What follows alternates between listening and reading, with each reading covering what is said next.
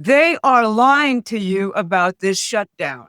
The media says it's a revolt against President Trump's immigration crackdown, but that is a big lie. Here's George Soros's favorite senator, Chris Murphy, on Fox yesterday. We're still pretending that ICE is going after dangerous people. They aren't. Right now, 70% of the people that they are detaining have absolutely no criminal record. What is happening? Now, DHS says 70% of those they're arresting, and that's their number, do have some kind of criminal record. What is happening in Minnesota right now is a dystopia. ICE is tear gassing elementary schools. It is disappearing legal residents into cars. It is murdering American citizens. The governors of Minnesota, New Jersey, and New York all say they want the government shut down until the Trump administration reforms ICE to their specifications and abandons the immigration policies which got Trump elected. But this shutdown is not even really about ICE.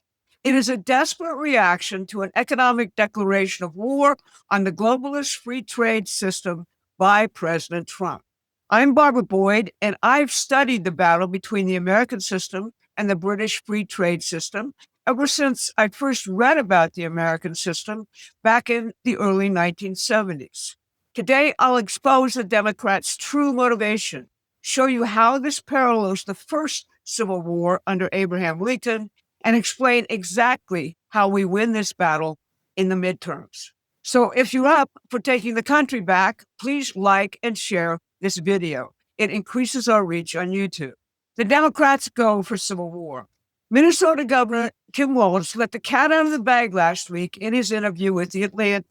He said President Trump's enforcement of immigration laws is about to cause a new civil war. New Jersey's Governor Mickey Sherrill and New York Governor Kathy Hochul made similar statements. They are now vowing massive state resistance to the federal enforcement of immigration laws. Here's Walz. So look, we all think we all want to avoid that, but I think the reality has sunk in this week.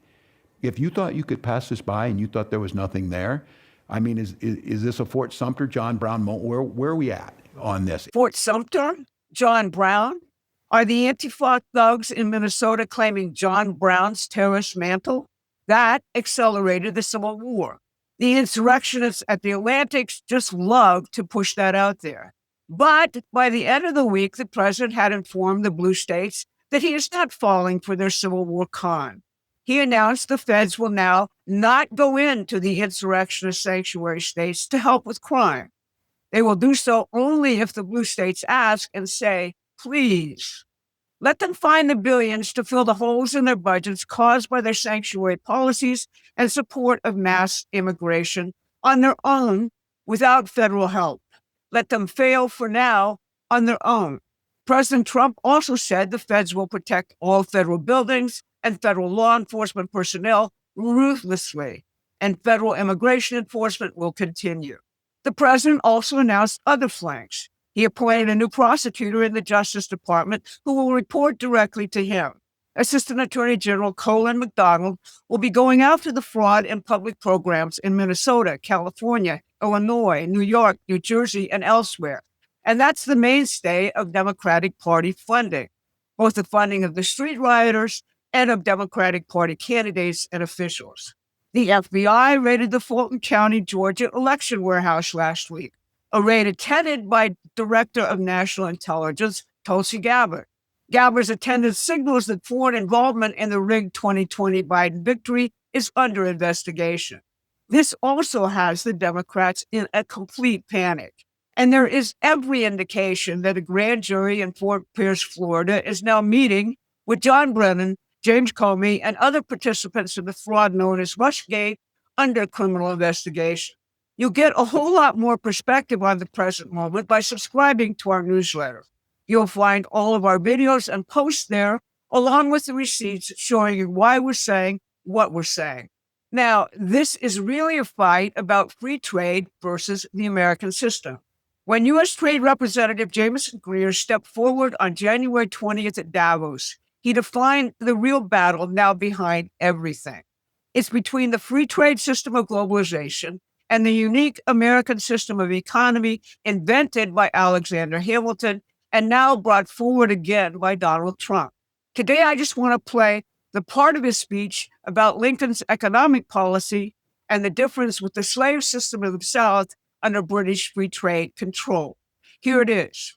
American ingenuity and productivity was held back by Southern slavery, which kept the country tied to an exploitative and backwards planter class that pushed ceaselessly for free trade.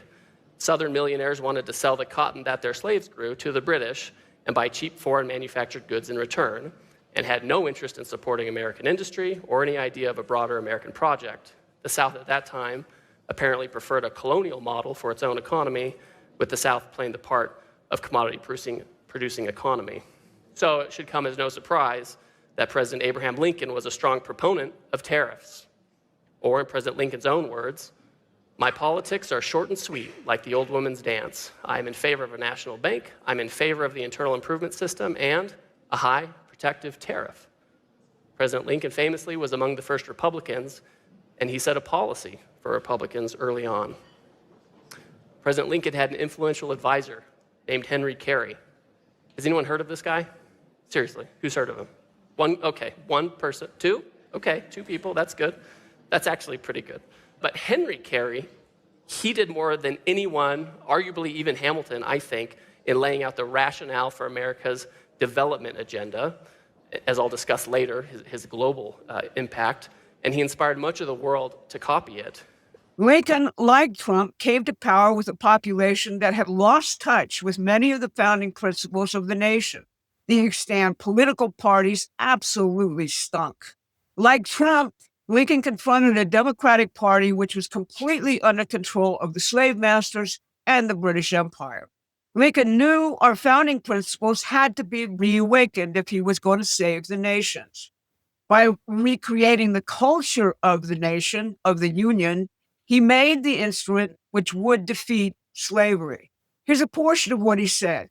They, the Revolutionary War generation, were the pillars of the Temple of Liberty. And now that they have crumbled away, that temple must fall, unless we, their descendants, supply their places with other pillars, hewn from the solid quarry of sober reason. Passion has helped us, but can do so no more. It will be, in the future, our enemy. Reason, cold, calculating, unimpassioned reason, must furnish all the materials for our future support and defense.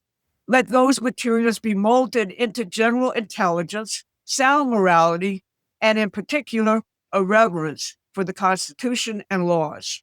Under the Obama and Biden administrations, unique culture which allows us to define ourselves as a nation, to define what is worth fighting for, was lost in a sea of foreign cultures. And the globalist open border immigration policies carry no mandate to assimilate. In his new book, Invisible Coup, Peter Schweitzer demonstrates that these immigration policies are a deliberate, subversive tactic aimed at the destruction of the republic. They are funded and supported by foreign governments to destroy any coherence in our national culture. The policy of exporting murderers, the insane, and sleeper terrorist cells started with the Mariel boat lift of Fidel Castro back during the Carter administration. Under Clinton and Gore, uncontrolled immigration with full government subsidies to immigrants was seen as the path to a permanent electoral majority. That's the treason Donald Trump is now cleaning up. Now let's think about the Republic's almost fatal last 16 years. The City of London's current public face, Canada's Mark Carney, has played a leading role throughout the recent 16-year City of London offensive to finally destroy this country. It commenced with Barack Obama's election and the global bank bailouts of 2008, which saddled us with the huge debts that still plague us. Carney is now trying to play China against the United States in conjunction with both the UK and the EU. It is a direct and desperate response to President Trump's new declaration of independence at Davos. Carney has always sought to destroy us. In a 2019 speech at Jackson Hole, Carney called for an end to the dollar's role as the world's reserve currency. He proposed that a multipolar synthetic currency managed by the world's central bankers take the dollar's place. That same conference proposed that the Congress and the president should have no role in setting financial policies. Instead, experts, central bankers should take over this role. That policy was largely implemented by the Treasury and the Fed under Joe Biden. Otherwise, Carney, as one of the world's climate czars, declared that COVID would force nation states to finally submit to globalist control of credit and currency because this was necessary to actually fight climate change. Now, despite the fact that the president's economic policies have driven inflation down, drastically reduced the trade deficit, raised workers' wages, and resulted in an unparalleled 5% economic growth rate, his message is not getting through sufficiently to the public, despite the fact that factories are being built and shovels are in the ground all over the country. Part of this is the result of endless negative propaganda by the media, day in and day out. The capture of many state Republican parties by the old guard rhinos is another significant factor.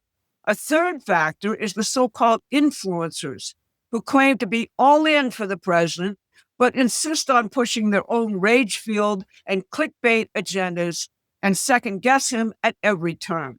We found this meme by Brandon Dilley to be particularly apt for the moment. Do you remember what it was like when the 2020 election was rigged and stolen? Do you remember all the bullshit stories people told you about how the fraudulent election would be overturned? Do you remember the symbols of tyranny when fences went up around D.C. for Joe Biden's inauguration? Do you remember watching fuel and food prices skyrocket in a matter of months? Do you remember watching our borders being invaded by a virtual army of unidentified criminals? Do you remember watching our nation get systematically destroyed for 4 years by the Joe Biden autopen administration? Do you remember longing for the days of winning when we had Donald Trump in the White House? Do you remember thinking he was going to die when the bullet aimed at his brain only grazed his ear? Do you remember rejoicing after witnessing the miracle that saved his life? Do you remember celebrating the epic landslide victory in November of 2024? This is what you hoped for. This is what you prayed for. This is what you voted for. So why are you questioning every decision he makes now that he's back in office? God didn't save his life so he could make mistakes. He knows what he's doing. Maybe it's time to shut the fuck up and let him cook.